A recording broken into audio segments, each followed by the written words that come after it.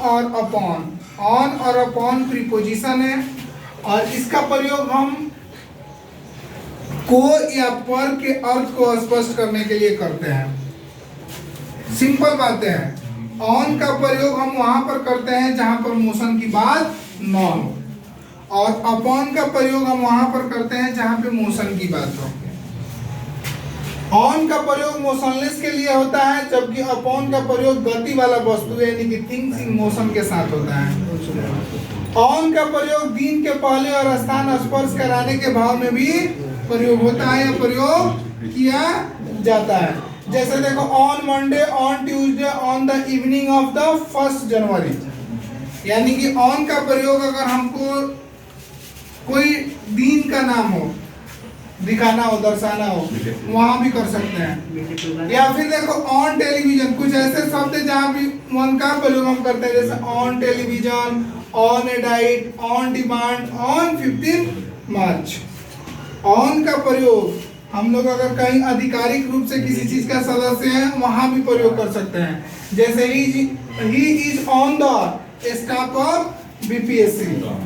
On का प्रयोग हम फ्रेज में भी करते हैं, जो भी हम लोग फ्रेजेस पढ़ते हैं उसमें भी करते हैं। जैसे देखो on the first floor, on the right. एक चीज और, ऑन का प्रयोग हम कोई त्योहार में नहीं करते हैं। कोई अगर फेस्टिवल हो तो उसमें हम ऑन का प्रयोग नहीं करते हैं, यानी कि ऑन का यूज नहीं करते हैं। लेकिन बट कुछ ऐसे होते हैं शब्द जिनके पहले हम ऑन का प्रयोग कर लेते हैं, जैसे छोटा छोटा एंजॉयमेंट टाइप का। जैसे देखो यहाँ on anniversary, on birthday, on marriage, यानी कि कुछ ऐसे ओकेजन होते हैं जहां पर हम ऑन का प्रयोग कर लेते हैं।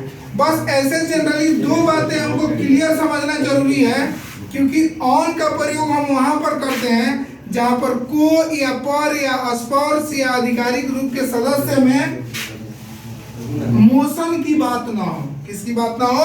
मोशन, यानी कि गति की बात ना हो, वहां पर हम किसका प्रयोग करते हैं? ऑन पर। अगर स्पर्श है, जैसे there are 2 books on the table, 2 किताबें टेबल पर है, 2 किताबें टेबल पर है। तो स्पर्श के अर्थ में, को के अर्थ में, पर के अर्थ में हम इसका प्रयोग करते हैं ऑन का। जैसे देखो the robber drove a dagger on him, डाकू ने उस पर खंजर तान दिया, डाकू ने उस पर खंजर तान दिया।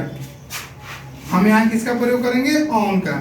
लेकिन जैसे ही हम अपॉन में जाएंगे, अपॉन का यूज हम वहां करते हैं जहां पे गति की बात होती है। किसकी बात होती है?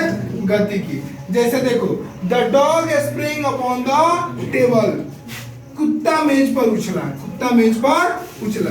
तो देखो जब वो उछलता है, उछल रहा होता है, तो उसमें गति की बात होती है ना।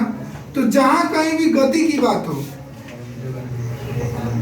गति के साथ किसी पर कोई कूदता है या उछलता है या कोई वार करता है, तो वहां पर हम क्या करेंगे? ऑन नहीं, अपॉन का प्रयोग करेंगे।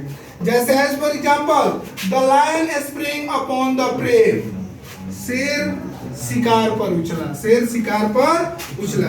तो नॉर्मली सुनो, कॉमन थिंग है, कॉमन थिंग है कि जहां कहीं भी गति की बात हो, मतलब गति के साथ कोई किसी पर प्रहार कर रहा है, क्या कर रहा है? प्रहार। अब देखो गति की बात होती है तो हम इनटू का भी प्रयोग करते हैं, लेकिन वो मे के अर्थ में होता है।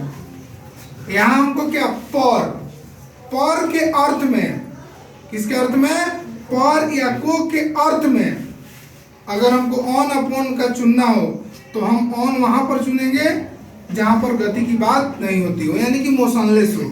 और जहां पे गति की बात होती है वहां पे, यानी कि जहां पे मोशन की बात हो, मोशन ऑफ थिंग्स हो, वहां पर क्या करेंगे? हम अपॉन का यूज करेंगे। ठीक है? ओके।